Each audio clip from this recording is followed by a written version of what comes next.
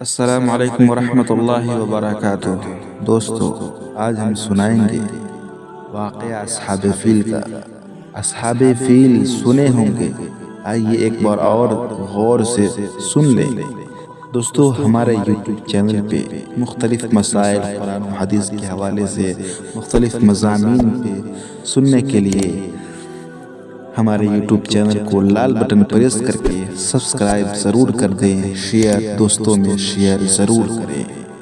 دوستو، جمہور مؤلفین سیرت نبویہ نے محمد بن اسحاق کی مشہور روایت کو ترجیح دی ہے کہ جب ابرہہ اشرم نصرانی نے، جو حبشہ کے بادشاہ کی طرف سے یمن کا گورنر تھا، دیکھا کہ تمام عرب قوم کعبہ کی تعظیم میں جیسے ان کے دادا ابراہیم علیہ السلام اور باپ اسماعیل علیہ السلام نے بنایا تھا، حج کرنے کے لیے مکہ جاتی ہیں، تو اس نے یمن میں ایک نہایت خوبصورت گرجا بنوایا جس کا نام قلیس رکھا، اور لوگوں کو اس کی زیارت کی دعوت دی تاکہ عربوں کی توجہ مکہ اور خانہ کعبہ سے ہٹائی جائے اور انہیں اس کا حج کرنے سے روکا جائے۔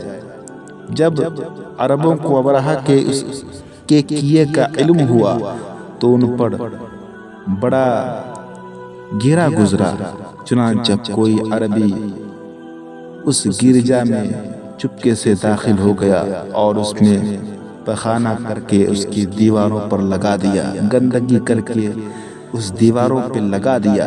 ابرہہ بہت زیادہ ناراض ہوا، غصہ ہو گیا اور قسم کھائی کہ وہ مکہ کو اپنی فوجوں کے ذریعے رونت دے گا اور خانہ کعبہ کو گرا دے گا۔ ایک بڑی فوج لے کر مکہ کی طرف چل پڑتا ہے۔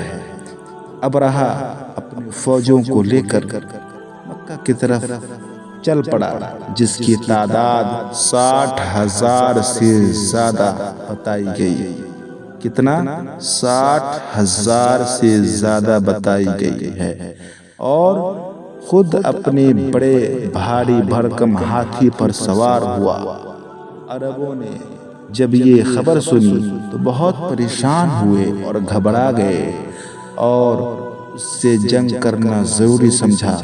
چنانچہ شرفائے یمن میں سے ذو نافر نامی ایک شخص نے اس کی فوج کا راستہ روکنا چاہا، لیکن وہ اپنی فوج کے ساتھ شکست کھا گیا، وہ ہار گیا اور گرفتار کر لیا گیا۔ کچھ اور آگے بڑھا تو نفیل بن حبیب نے دیگر قبائل عرب کے ساتھ اسے روکنا چاہا اور زبردست جنگ ہوئی، لیکن اس کو بھی شکست ہو گئی۔ ابرہہ اور اس کے 60,000 فوجیوں نے مل کر اسے شکست دے دی، اور ابرہہ کی فوج نے ذو نفر کی طرح اسے بھی گرفتار کر لیا۔ ابرہہ مکہ کی طرف بڑھتا ہوا طائف سے گزرا، وہاں کے لوگوں نے اس کے سامنے ہتھیار ڈال دیے اور اپنی طاعت و فرما برداری کا اس کے لیے اعلان کر دیا، اور اس کے ساتھ ابو رغال کو بھیج دیا تاکہ اسے مکہ کا راستہ بتایا جائے۔ ابرہہ اور اس کی فوج نے مکہ جاتے ہوئے عربوں کا بہت سارا مال لوٹ لیا۔ عبد المطلب کے 200 اونٹ بھی اس نے اپنے قبضے میں کر لیے۔ جب ابرہہ مکہ سے 2 میل کی دوری پر واقع مقام مغمس میں پہنچا تو اپنے قاصد حناطہ حمیری کو سردار مکہ عبد المطلب کے پاس بھیجا۔ اس نے عبد المطلب سے کہا، بادشاہ نے تم سے کہلا بھیجا ہے کہ میں تم لوگوں سے جنگ کرنے کے لیے نہیں آیا ہوں، میرا مقصد تو صرف خانہ کعبہ کو گرانا ہے، اس کو ڈھانا ہے، اس کو برباد کرنا ہے۔ عبد المطلب نے کہا، اللہ کی قسم، ہم بھی اس سے جنگ کرنا نہیں چاہتے، اور یہ گھر تو اللہ کا ہے بیت الحرام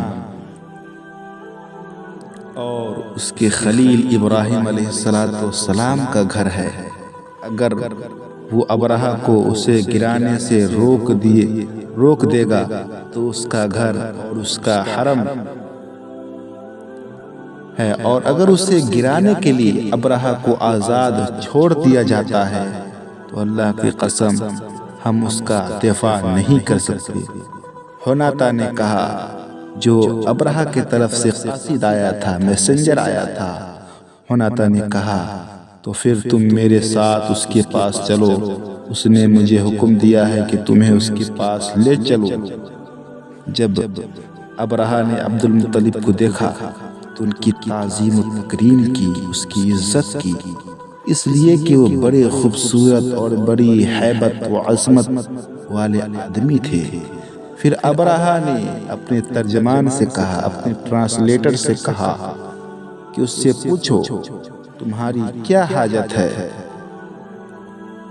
عبد المطلب نے کہا، میری حاجت یہ ہے کہ بادشاہ میرے 200 اونٹ لوٹا دے جنہیں اس نے اپنے قبضے میں کر لیا ہے۔ جب عبد المطلب یہ بات کہی تو ابرہہ کو بڑا تعجب ہوا، حیرت میں پڑ گئے، چونک گئے، اور عبد المطلب کی حیثیت اس کی نگاہ میں کم ہو گئی اور کہا، تم مجھ سے 200 اونٹ کی بات کر رہے ہو اور اس گھر کا نام نہیں لیتے جو تمہارا اور تمہارے آباء و اجداد، تمہارے باپ دادا کا دین ہے، جسے گرانے کے لیے میں آیا ہوں، جسے ڈھانے کے لیے میں آیا ہوں، اپنے 60,000 فوجیوں کے ساتھ۔ عبد المطلب نے اس سے کہا، میں صرف اونٹوں کا مالک ہوں، گھر کا مالک رب ذوالجلال ہے، یعنی اللہ رب العالمین ہے، وہ خود اپنے گھر کی حفاظت کرے گا، وہ اس کا دفاع کرے گا۔ ابرہہ نے کہا، وہ گھر میری ضد سے نہیں بچ سکے گا۔ عبد المطلب نے کہا، تم جانو اور وہ گھر والا جانے۔ ابرہہ نے عبد المطلب نے کتنا خوبصورت جواب دیا کہ تم جانو اور گھر والا جانے۔ دوستو، یہاں پر سوچنے کا مقام ہے۔ جب ابرہہ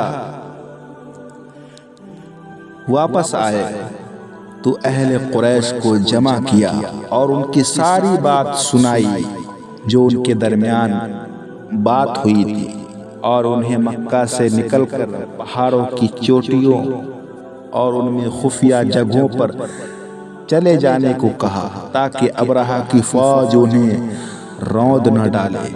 پھر عبد المطلب کچھ مخصوص قریشیوں کے ساتھ کعبہ کے پاس گئے اور اس کے دروازہ کی کنڈی پکڑ کر اللہ سے خوب دعا کی، اور ابرہہ اور اس کی فوج کے خلاف رو کر مدد مانگی۔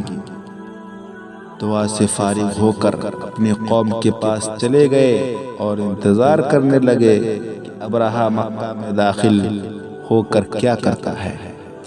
ابرہہ مکہ میں داخل ہونے کے لیے پورے طور پر تیار ہو گیا اور اپنی 60,000 فوجیوں کو بھی تیار کر لیا، اور سب سے بڑے ہاتھی کو آگے کر کے اس کا رخ حرم کی طرف کر دیا۔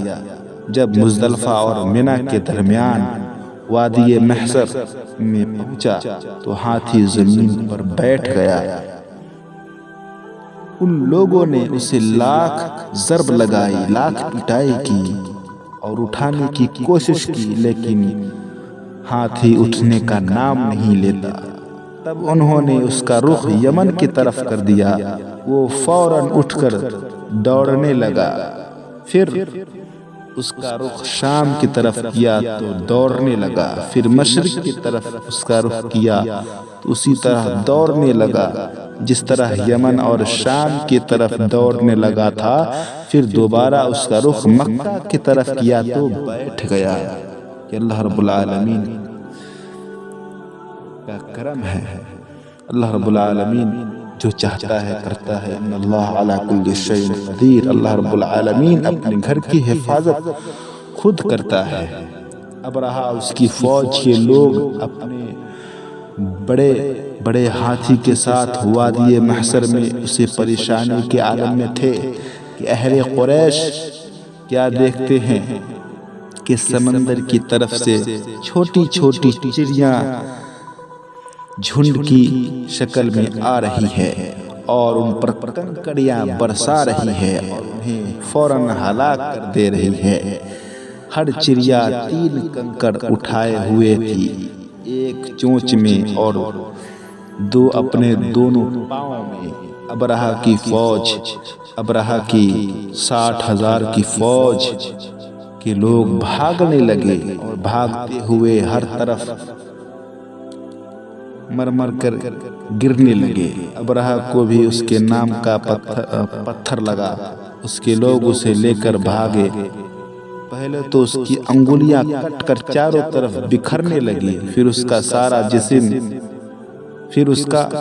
جسم کاری ضرب سے نشان عبرت بن گیا۔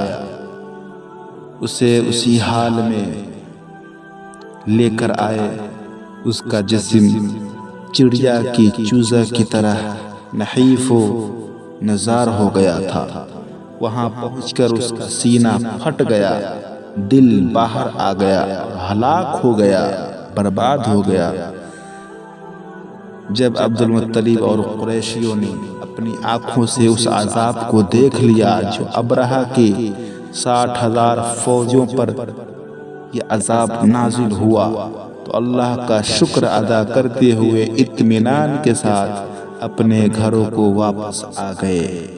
اور اس واقعہ کے بعد تمام عالم عرب کو بیت الحرام یعنی کعبہ کی عظمت اور قریش کے مقام اعلیٰ کا مزید یقین ہو گیا۔ اس حادثہ کا نبی اکرم صلی اللہ علیہ وسلم کے سیرت مبارک اور تاریخ دعوت اسلامیہ سے بڑا گہرا تعلق ہے۔ آپ اپنے باپ عبداللہ ذبیح اللہ کے گھر اسی سال پیدا ہوئے۔ اس طرح یہ واقعہ نبی اکرم صلی اللہ علیہ وسلم کی عزت و شرف کی دلیل، آپ صلی اللہ علیہ وسلم کی بابرکت ولادت کی طرف اشارہ اور بحیثیت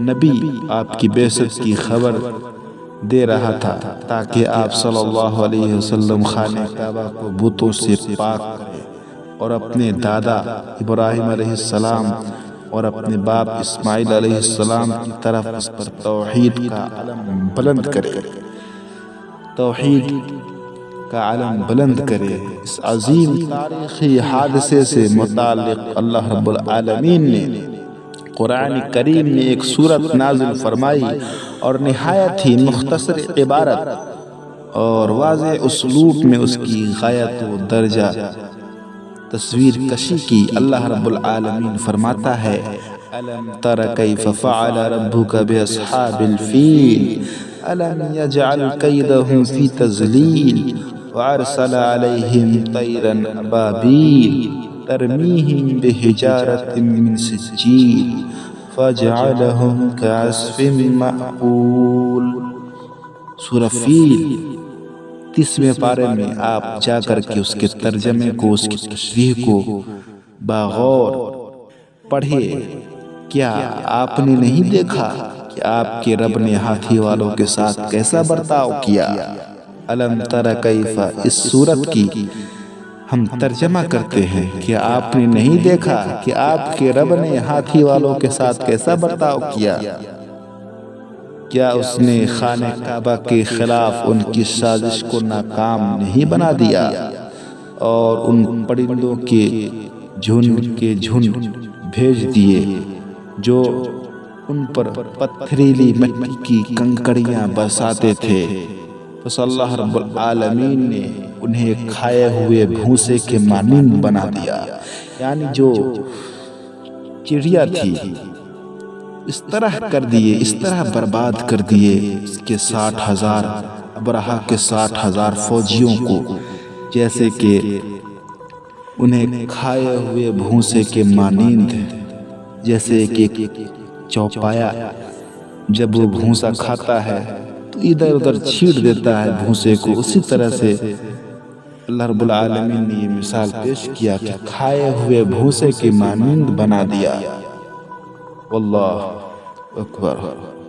دوستو ویڈیو اگر اچھی لگی ہو تو اسی طرح کے واقعات قرآن و حدیث کے حوالے سے سننے کے لیے ہمارے یوٹیوب چینل کو، فیس بک پہ ہیں تو فالو شیئر ضرور کریں، یوٹیوب پہ ہیں تو سبسکرائب شیئر ضرور کریں۔ والسلام علیکم ورحمۃ اللہ وبرکاتہ۔